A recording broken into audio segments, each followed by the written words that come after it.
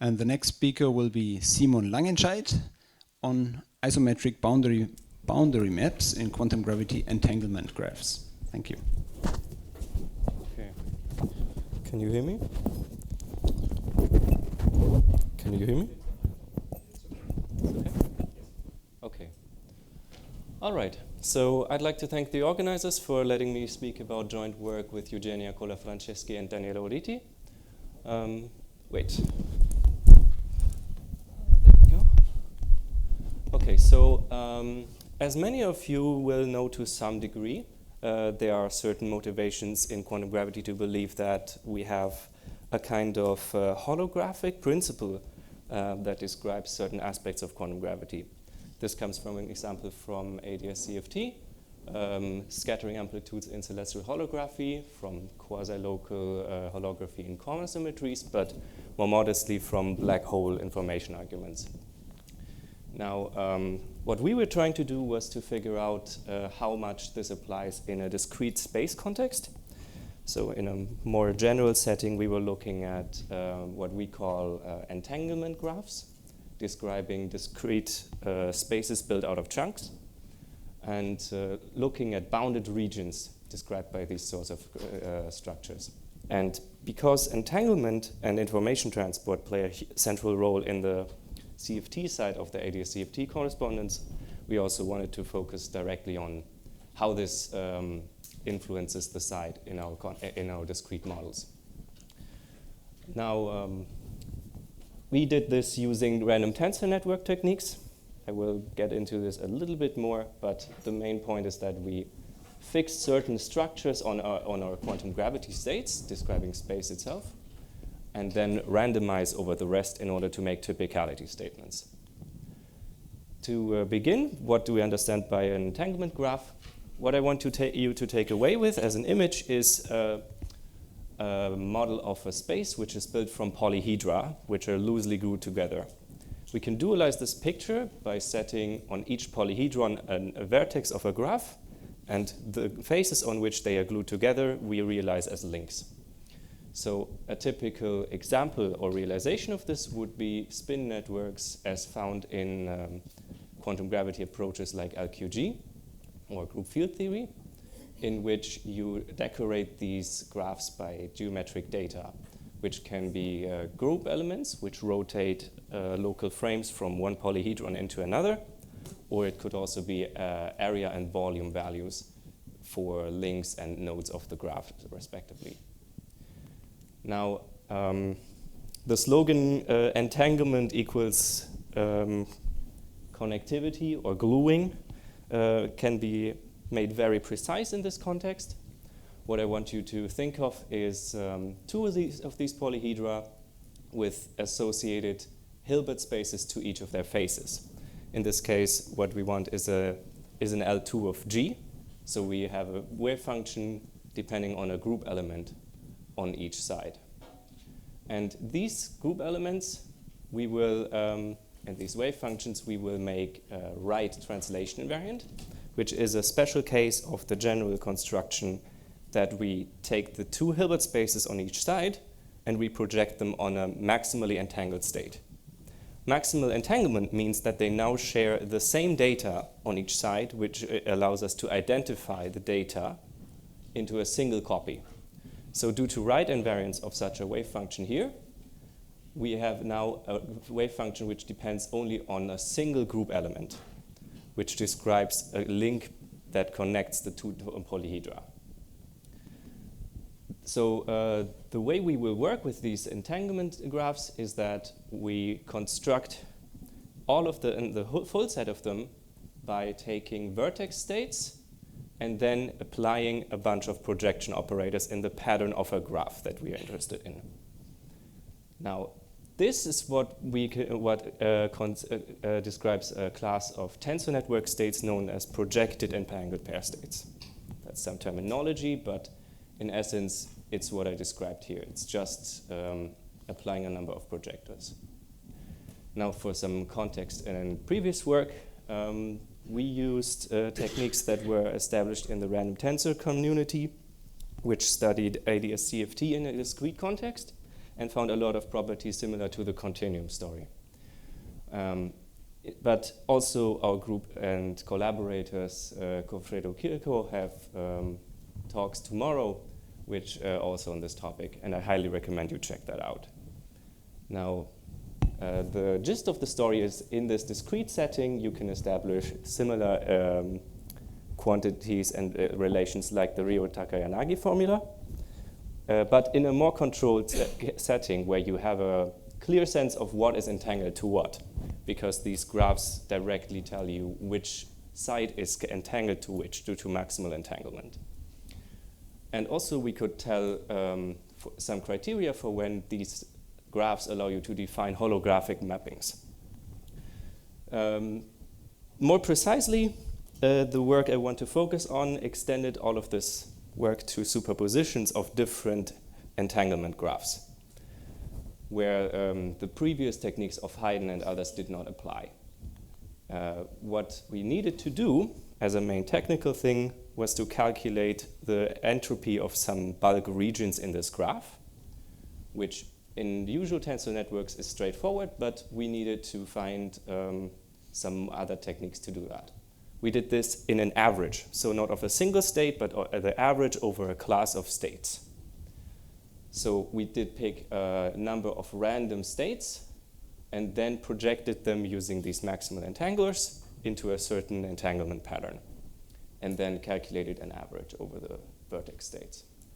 So using some tricks from the literature, this can be mapped. So the quantity that we want to calculate can be mapped into the partition sum of an Ising model, which lives on the same graph that we started from. But in our superposition case, this partition sum is actually itself a weighted sum of smaller partition functions, with the Ising Hamiltonians depending on the areas, on the link labels that we put on the graph we started from. So using this technical stuff, we can ask some more interesting questions about holography, because entropies are nice, but they're not holography themselves. So what holography itself could be is that we have some mapping between Hilbert spaces or algebras of operators. And the issue in our case was that the Hilbert space that you see at the top does not really factorize between bulk and boundary spaces. So I here stands for input, and V is a set of output spaces. And because this does not factorize, there's no natural notion of what the input algebra is and what the output algebra is.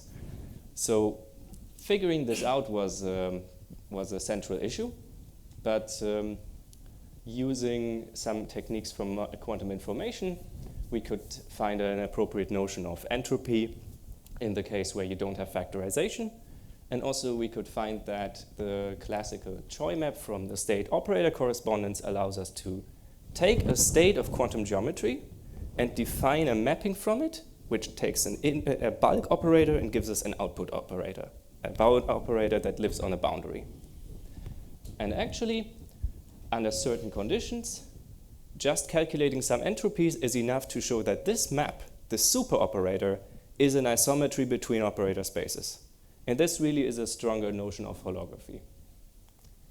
So, for some results, we found that, of course, there must be some condition on the geometry in order to have these isometric conditions.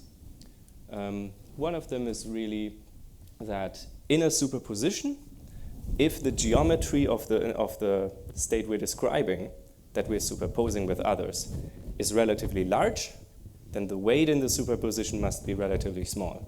So there's a bit of there's a product formula that must be fulfilled in each sector. The concrete cases in which this holds are still under investigation, but the general formula is known.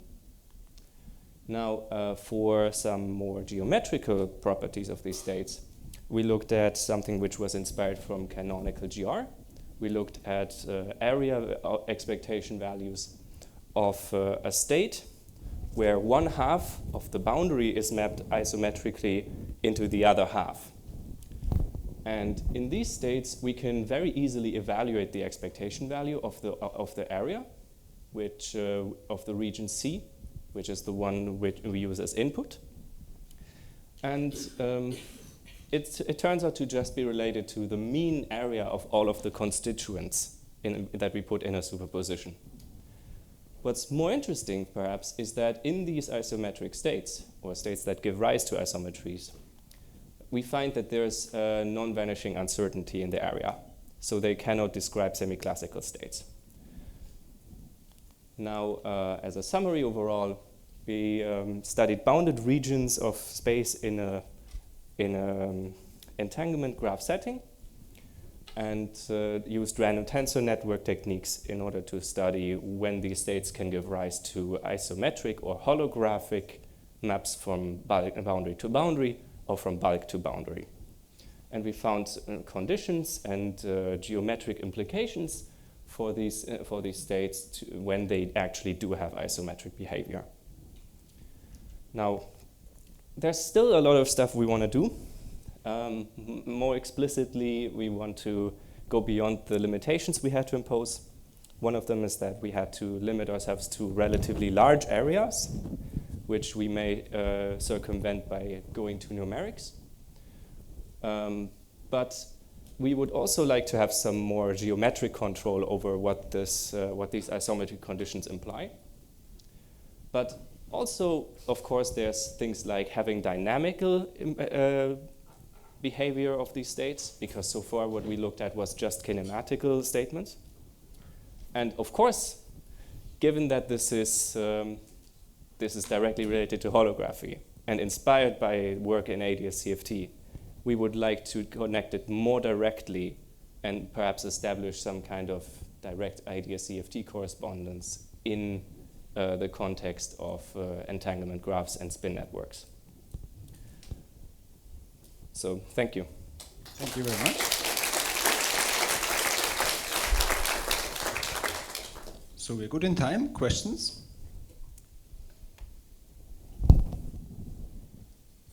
Don't be shy.